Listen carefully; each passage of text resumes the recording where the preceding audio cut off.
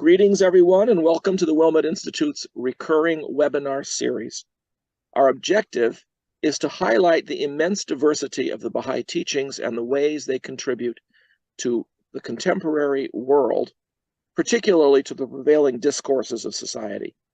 In today's session, we have the privilege of listening to Dr. Farzin Aghdasi as he delves into the theme of artificial intelligence and ethics.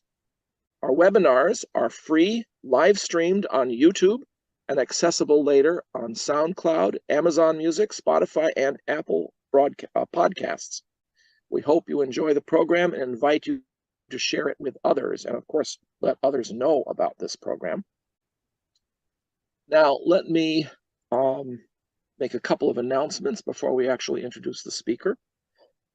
We have coming up at the Wilmette Institute 4 courses that it's going to be offered through the Graduate Theological Union of Berkeley, California, starting about, I think it's January 30th of 2024. The 4 courses are Reconstructing Blackness, Anti-Racism and Unity in the U.S., Approaches to Nonviolent Social Change, Introduction to Baha'i Theology, and Introduction to the Baha'i Faith, sort of Baha'i Intro 101. For people interested in taking these courses, for credit, if you are a student at Graduate Theological Union, there's a little bit.ly here on the screen, which you might want to write down or photograph, and that will take you to SONIS, the course catalog, and then you have to select Wilmette Institute for the campus in order to come up with these particular courses. If you're a student at the University of California at Berkeley, email Chitra Golestani at cgolestani@wilmetteinstitute.org.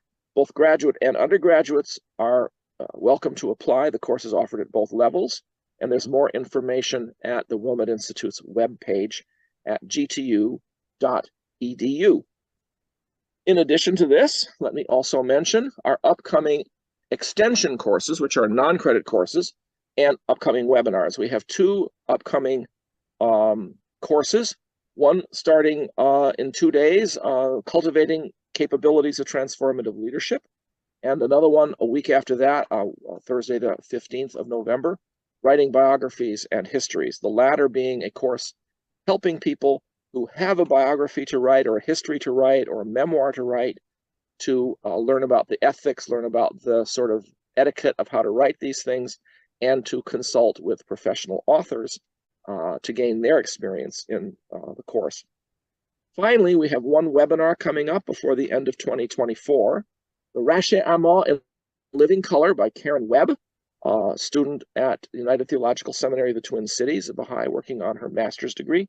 And that particular course is going to be on Sunday, December 10th, so a little over a month from now, 2 p.m. Eastern, 11 o'clock a.m. Pacific time. Now, of course, let's move on and introduce our speaker so that we can actually hear our speaker today. We're quite anxious to get started on that. Farzin Aghdasi, a longtime Baha'i pioneer to Africa, intimately involved in the development of the training institute process in Southern Africa and, of course, now in North America. He was in Southern Africa for 19 years as a university professor of engineering. In the United States, he has served as a Continental Counselor for the Americas and is now Secretary of the Regional Baha'i Council for California. He has a PhD in electrical engineering and specializes in computer vision and artificial intelligence. And of course, that's exactly the topic he will cover today when he talks about artificial intelligence and ethics. Currently, he's working for a large AI company in the Silicon Valley, right in California near GTU. Thank you so much for joining us, Farzin. We're really excited to have you with us tonight, and we look forward to your presentation. So, thank you very much, Bob.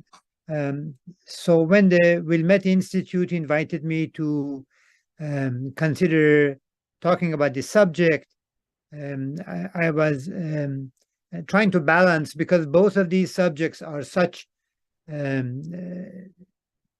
deep subjects, and you're all familiar with the amount of public discourse that is now talks about artificial intelligence, and of course ethical questions are all around us.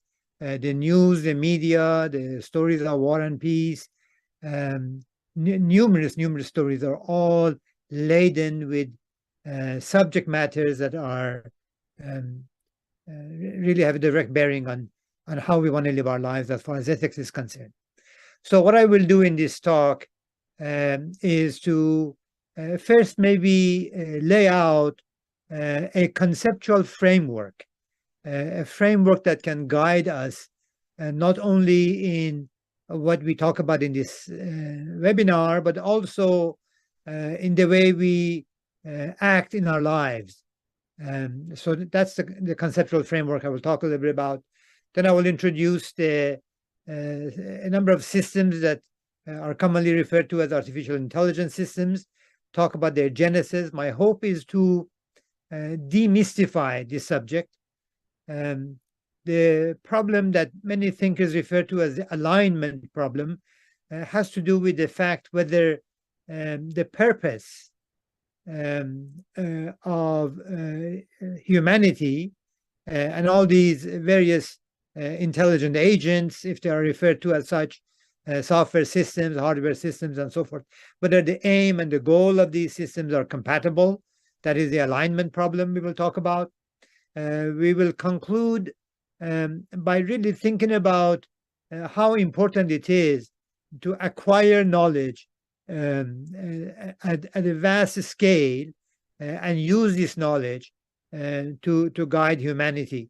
And of course, all of that goes into our contributions to building a new civilization. And as Bob mentioned, we will have a Q&A session at the end, and I look forward to that as well. So the first thing to consider, elements of a conceptual framework. So the elements, so this has been taken from a statement written by the head of the Baha'i faith. There's an institution called the Universal House of Justice. It's an elected institution. It is situated on Mount Carmel in Haifa, Israel. And what the House of Justice has done, so the House of Justice actually sits in close communication with the national spiritual assemblies in 180 some countries in the world, and those national assemblies sit in close contact with local Baha'i communities and local spiritual assemblies and so forth.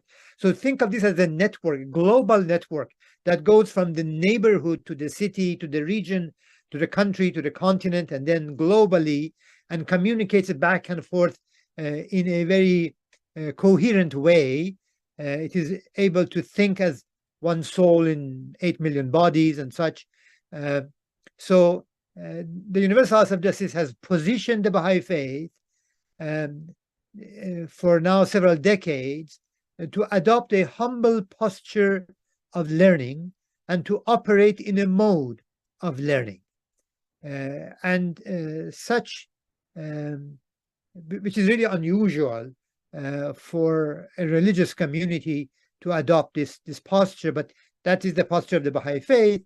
And the framework that we want to describe also came not as a result of somebody thinking of some theory, but as a result of numerous social activities, efforts in trying to build communities in villages in India, in South America, in Asia, in Africa, in the conglomerate cities, in the metropolises of the West, in Europe and North America, and so forth.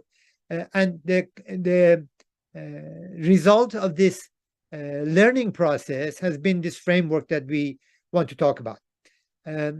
This statement about infusing the spirit of Baha'u'llah's revelation should be read, there are different ways of reading it, but of course there's a religious component to it, but actually we can think about this as a spiritualization of the planet, not so much worrying about the necessary theological aspects of one religion versus the other, but rather about the common humanity, the common religion. This is that changeless faith of God that Baha'u'llah speaks of, eternal in the past, eternal in the future.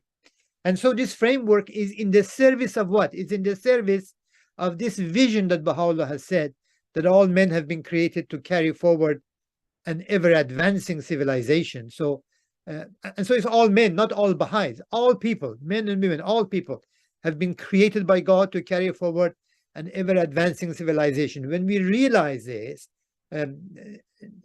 this is the foundation of the unity among all of us.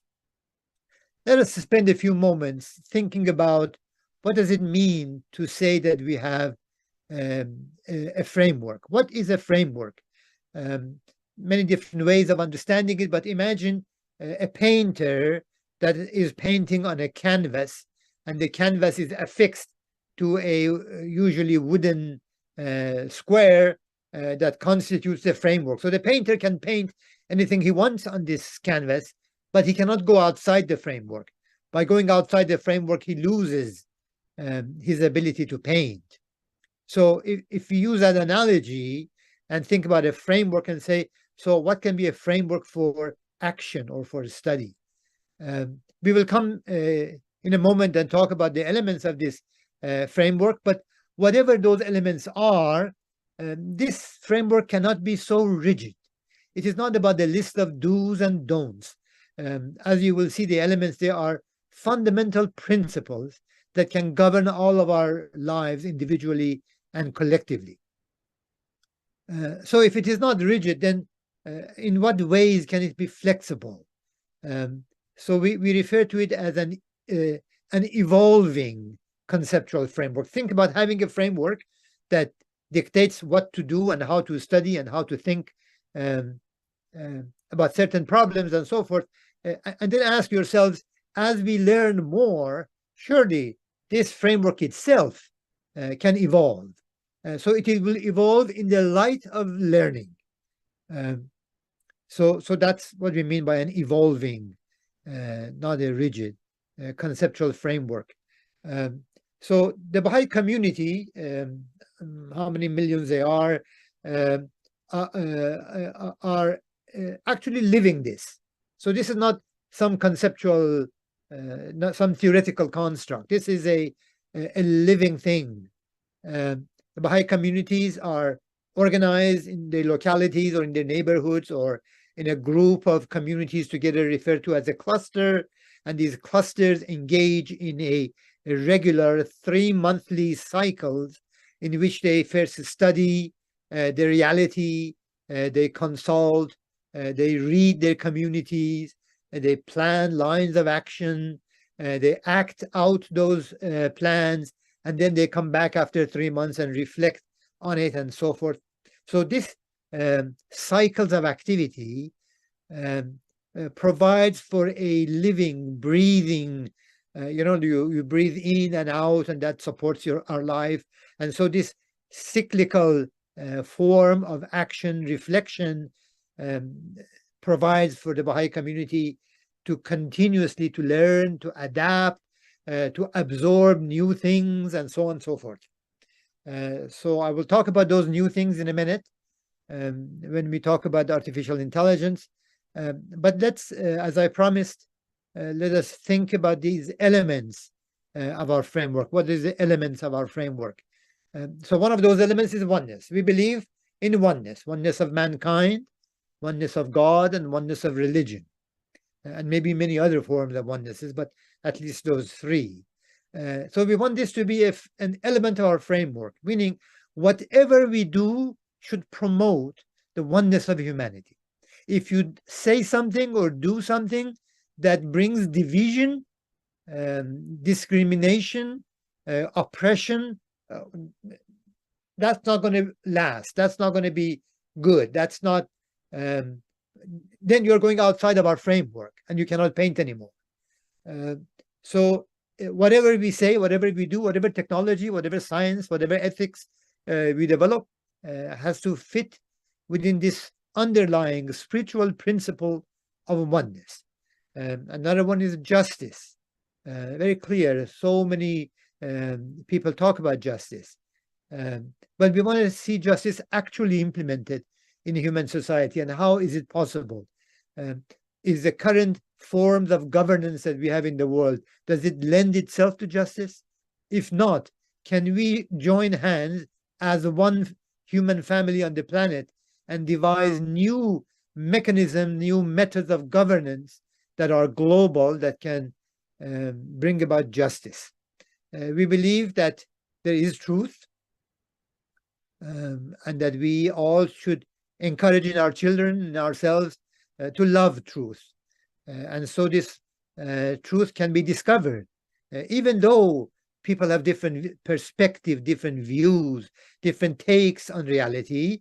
But through communication, through consultation, it is possible to express our love for truth by sticking with the fact, and that's what brings the Baha'i faith so close to all those disciplines of knowledge that are based on fact.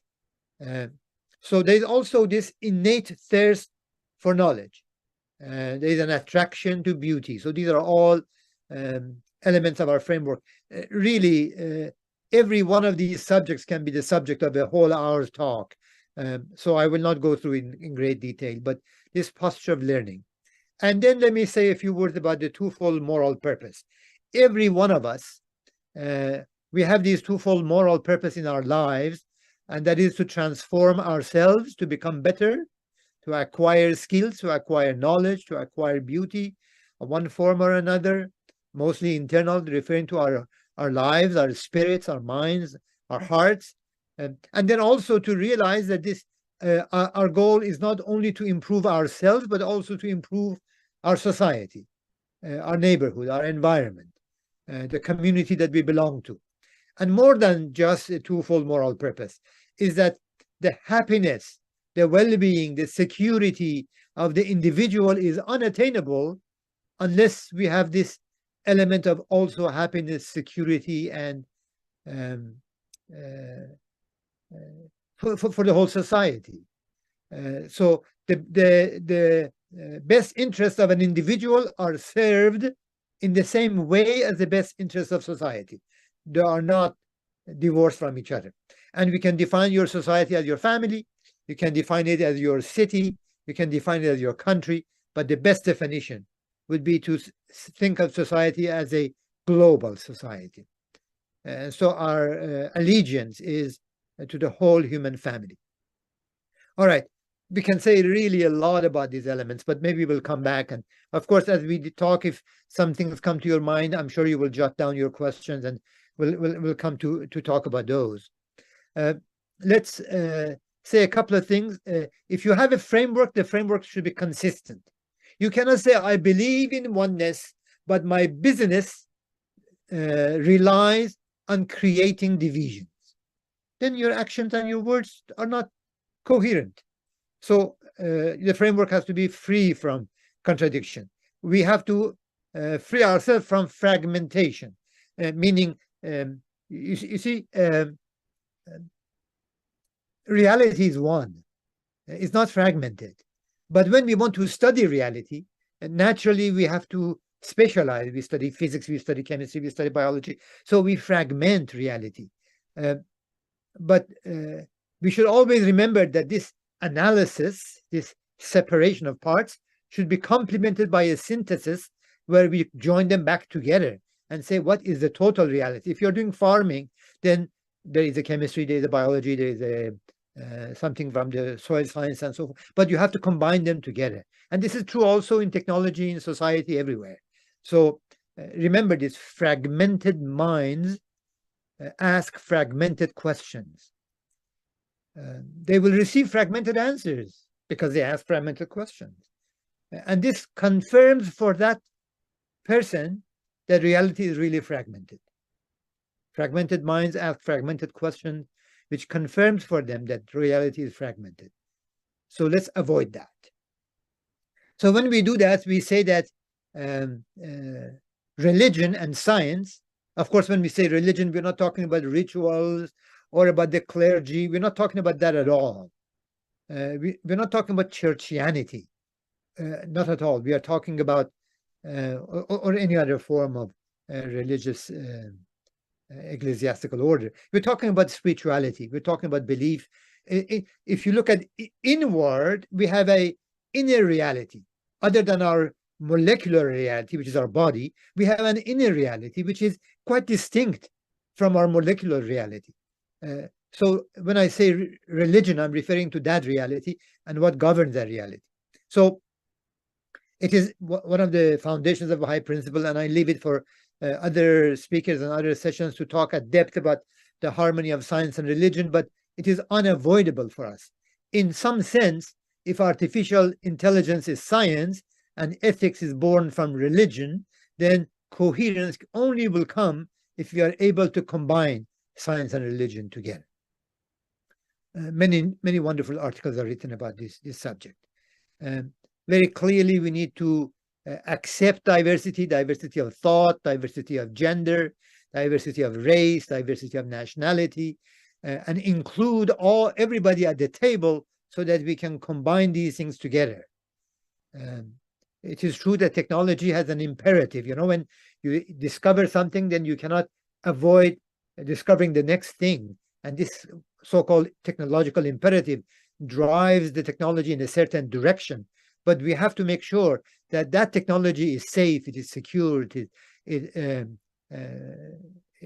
supports the privacy of the individuals and so on. One notion is to think about, when we want to read the reality of a society, is to think about that it is made of these three: the individual, the community, and the institutions. And each one has a goal. Each one should move in a certain direction and should reinforce one another. None of them can achieve their ultimate goal, their existential goal, without support from the others. And the Baha'i view that the human history, as we go from humanity's childhood to adolescence to maturity, these two processes of integration and disintegration are at work. And we can see all around us. Every day we see things falling apart, wars starting, families disintegrating. And at the same time, we see a large number of people of goodwill coming together in consultation, in various agreements and so forth. A century ago, nobody talked about war crimes. War was war. But now we ascribe crime to certain activities of war. So that is part of the process of integration. All right. Looking at my time, I better talk about artificial intelligence a little bit. Let me start from back when. Scientists, applied scientists, engineers were busy processing signals that come from sensors, microphones and cameras, pictures and sound, speech, or that which we type on a computer keyboard in the form of a text. So processing the natural language or audio and so forth. So that is the engineering origin of signal processing, and looking for patterns. Sometime in the second half of the 20th century, an idea came about that maybe instead of just developing for algorithms that can analyze those signals and then produce something useful, maybe we can do something else. Instead of us engineering an algorithm, we can teach it to a machine. The machine is a network. Each element is inspired by the functioning of a neuron. And so a connection of them, many of them put together, will give you maybe it will be a line, a layer of many neurons, and then new neurons are connected to the next layer, and so you have multiple layers. And when the layers become large, you have a deep network, and a deep network can learn. And the way you teach the network is this. Let's say you want to teach the network to differentiate between dogs and cats. Very simple. So you show the pixels of an image of a cat, the actual values of those pixels, there are some number, right? Between 0 and 255. So you feed that the vector of those numbers, multiply them by some weighting, and then add these up and maybe add some nonlinearity and do multiple layers of this, and then some output comes out. Initially, the weights are all random. You don't know what the weights are. And so the answer will be wrong. You show a cat, and the answer is not a cat. The answer is maybe something else. So then you say, okay, how far am I from the cat nest? And then you back propagate this through the model and assign and adjust the weights. And after some optimization, what you have is that now the network has learned. but it has not memorized. It has generalized. What this means is this. Now you show it a picture of another cat that this computer has never seen, and it is capable of correctly saying that this is a cat. Wow. This is a discovery of science, that many small elements of computation added together in this connectionist form can actually classify dogs and cats. And it can do so at the level of human accuracy, sometimes even better than human accuracy. And so when this is found, we say, can I do it with sound? Can I do it with language? Can I do it with text? And that's how in the recent years, meaning just the last few years, these large language models are born. And then, so I talked about artificial neural networks and deep learning, large language models and so on. Something new came out in 2014 that are called generative AI models in this framework of the neural network. These are the models that actually generate something. That means they make stuff up. So maybe you take a pen and or maybe a mouse and draw the outline of a tree and a sky and a car, and it will transform that into a realistically looking picture of a tree in a meadow and a road and a car and a sky. That is realistic. So you say, wow, I can generate stuff. So this was the origin of ChatGPT. Let me emphasize, as I explained this scientific part of this, the machine itself is a piece of silicon. It is actually, you already have it. It's probably in your pocket. It's an iPhone or a laptop. That's what the machine is. The machine itself is absolutely not conscious. It is not sentient. You may have heard some employee of some large company after one model was published said, oh, our model is sentient, and he was fired immediately. It is not sentient. In fact, some authors argue that the machine itself is not intelligent. And in fact, it's not even artificial. I mean, is your laptop, do you refer to your laptop, this is artificial laptop? No, it's a laptop. It's a machine. So think about this.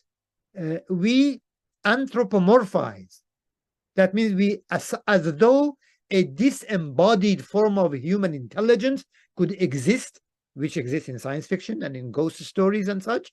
And now we ascribe that to this machine. But don't misunderstand me. The machine is very useful. You know, a calculator is very useful. It can calculate things so fast, better than most humans can do. But we shouldn't anthropomorphize it and say, wow, look at this calculator. Okay. So many areas of applications, depending on whatever your profession is. As you can see on the screen, that acronym MOOCs stands for Massive Open Online Course Systems. These are educational programs online.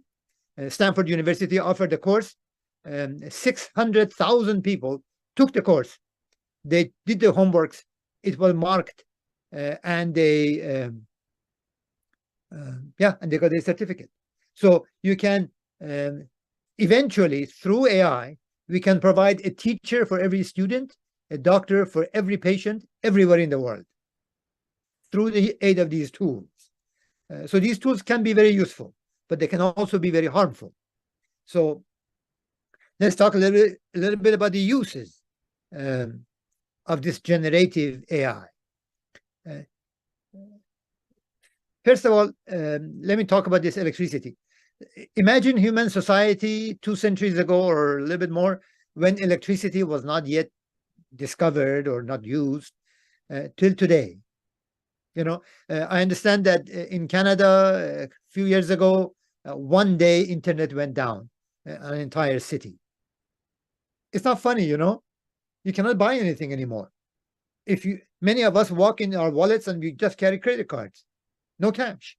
And so if the electricity is down, you cannot buy anything anymore. So we have become dependent on these, what we call societal infrastructure. Invention of AI in this 21st century is almost equivalent to invention of electricity. That means it will change everything. It will change our workflows. It will change the way accountants and lawyers and physicians and doctors and manufacturing and film and media and everything will change. So welcome to the future. It will change. You might as well get along with it, learn how to use it, and we should put guardrails so it is not abused. All right, you notice I do not read my slides. I hope that you do. So there are some concerns. Let's talk about these concerns. First of all, how it works. Similar to ChatGPT. You have to first start with a prompt. Either you ask a question, find me the person with a blue jacket. That's a prompt. There is an emerging discipline called prompt engineering. They can work in computer science area. They will not program in Python or C++ or whatever older language, Fortran, COBOL. No, you know what is the newest programming language? Wait for it. English. You can program these machines in English. So, so you start with a prompt, and some new content will appear. Could be music, could be video. You can feed it the script of a movie. And in a few years' time, maybe, an entire movie will come out that are photorealistic. That's what the whole strike about the actors was all about. So, what is the problem? So many good uses. What is the problem? The problem is this, that this new generative AI, this time I will read my point. This new generative AI sounds plausible.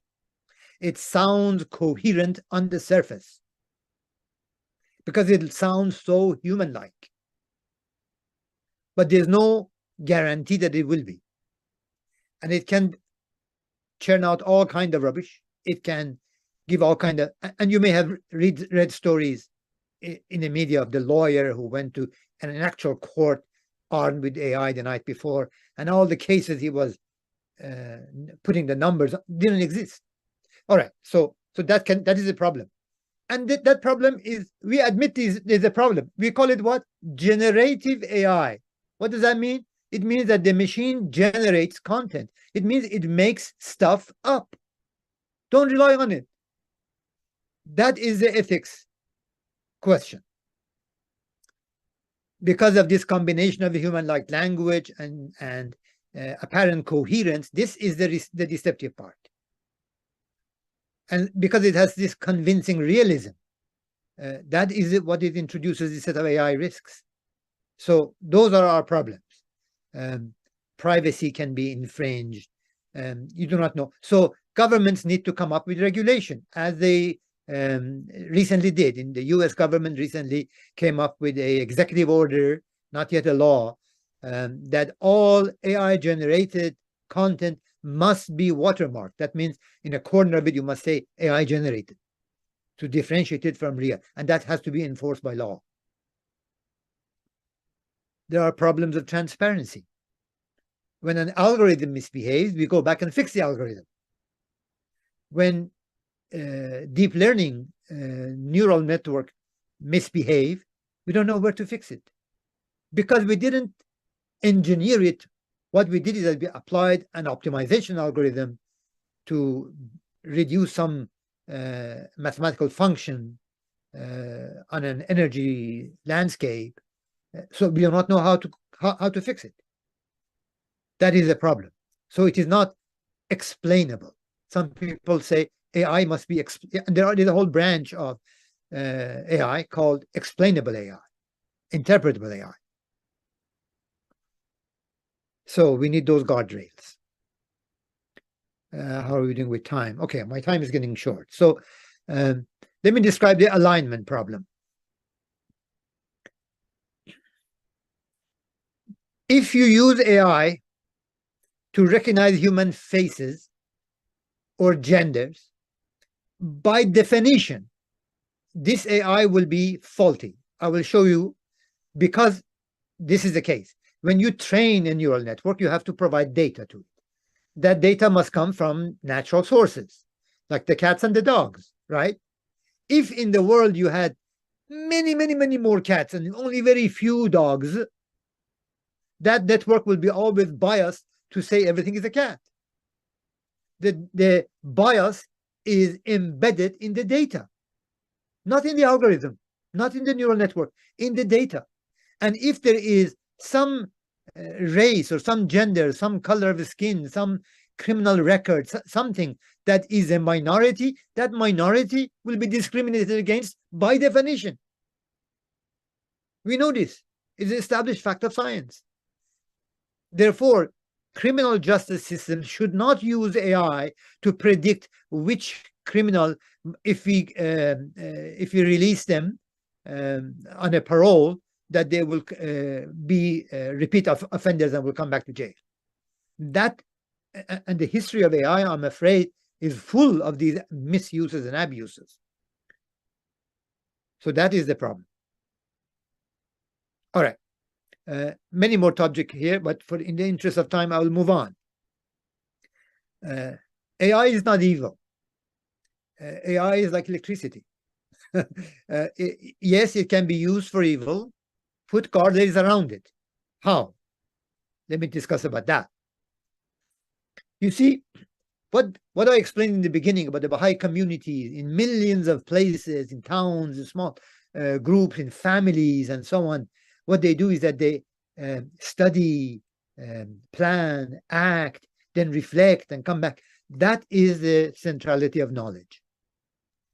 We want all of humanity to join us in this. Nobody is talking about a religious conversion.